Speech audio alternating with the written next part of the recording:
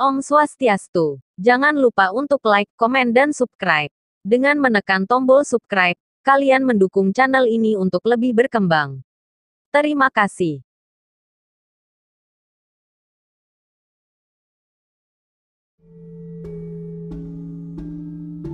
Inilah kisah sejarah Pura Batu Karu Tabanan, Bali. Pura luhur Batu Karu dibangun pada abad ke-11 oleh seorang empu yang datang dari Pulau Jawa, yaitu Empu Kuturan. Pura luhur Batu Karu sering digunakan untuk meditasi, memperoleh kedamaian rohani, dan untuk mencapai keseimbangan hidup dengan cara menjaga keseimbangan jiwa, laut, hutan, danau, bumi, dan individu. Pura luhur Batu Karu adalah pura sebagai tempat memuja Tuhan dalam manifestasinya sebagai Dewa Mahadewa. Dewa yang menumbuhkan tumbuh-tumbuhan dengan mempergunakan air secara benar, maka di Pura Batu Karu ini disebut sebagai pemujaan Tuhan sebagai Ratu yang Tumuwuh atau Tuhan sebagai yang menumbuhkan. Pura Batu Karu juga adalah sebagai Pura Padma Buwana, yaitu 9 pura yang terdapat di 9 penjuru Pulau Bali. Pura luhur Batu Karu terletak di kaki selatan Gunung Batu Karu. Dari sanalah nama Pura luhur Batu Karu berasal, tepatnya di Desa Wongaya Cede, Penebel, Tabanan.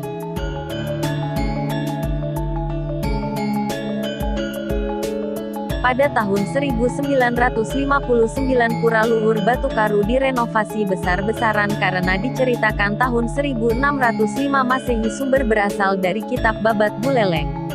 Diceritakan Pura luhur Batu Karu pernah dirusak oleh Raja Buleleng yang bernama Ki Gusti Ngurah Panji Sakti yang ingin memperluas wilayah dan menyerang kerajaan Tabanan. Bersama dengan prajuritnya memporak-porandakan Pura luhur Batu Karu. Tapi sesuatu terjadi, Ki Panji Sakti dan prajuritnya malah diserang oleh tawon banyak sekali galak dan menyengat yang datang entah dari mana, yang memukul mundur Ki Panji Sakti dan prajuritnya sehingga tidak bisa menyerang kerajaan Tabanan.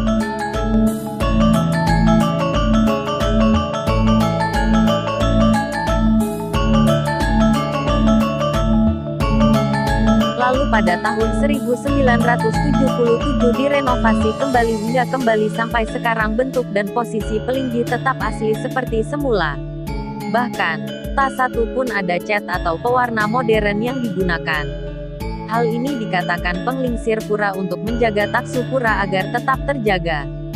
Selain itu Anda juga akan menemui beberapa artefak kuno yang berupa menhir dan palinggi kampuh, batu berukir atau berbentuk. Artefak-artefak tersebut tersebar di halaman depan Pura luhur Batu Karu ini. Akan banyak ditemui bangunan menhir dan patung-patung karena pada zaman Megalitikum, segala bidang kehidupan masyarakat berpusat pada penghormatan dan pemujaan kepada arwah nenek moyang. Pada tahun 1928, seorang ahli ilmu arkeologi bernama Dr. R. Goris pernah mengadakan penelitian di pura ini. Goris banyak menjumpai patung-patung yang tipenya serupa dengan patung yang terdapat di Goa Gajah, yaitu patung yang keluar pancuran air dari pusarnya. Bedanya patung di Goa Gajah berdiri, sedangkan yang di Pura Batu Karu duduk bersila. Menurut Goris, patung yang terdapat di Batu Karu sezaman dengan patung di Goa Gajah.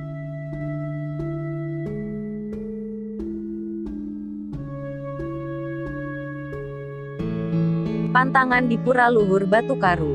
Ada hal unik yang tidak boleh dilanggar di Pura luhur Batu Karu, yaitu tidak boleh mengajak anak kecil yang belum ketus gigi atau gigi yang belum tanggal. Tidak ada sumber tertulis yang menyebutkan larangan ini, tetapi masyarakat di Wongaya Gede sama sekali tidak ada yang berani mencoba untuk melanggar larangan itu. Menurut Jero Mangku Gede, teken pantangan ini tidak ada hubungannya dengan niskala atau alam gaib. Dikatakan zaman dulu sebelum ada kemajuan transportasi, pamedek pergi ke pura dengan jalan kaki menempuh jarak yang sangat jauh. Belum lagi ada hutan belantara yang banyak binatang buasnya seperti singa, ular, macan yang sewaktu-waktu bisa memangsanya. Lebih rasional lagi, ketika ada orang sembahyang dengan khusyuk tiba-tiba saja diriuhkan dengan tangisan anak yang tentu saja akan membuyarkan konsentrasi orang sembahyang. Anak-anak yang diajak ke pura pada akhirnya akan merengek-rengek minta susu sehingga membuat ibunya membuka gunung kembarnya di hadapan orang banyak, tentunya kurang sedap dipandang orang banyak. Logika itu masuk akal juga kalau dikaji dari sisi negatifnya tanpa kita mau tahu apa yang akan terjadi bila anak terus-terusan tidak boleh masuk pura yang penuh dengan nilai kesucian.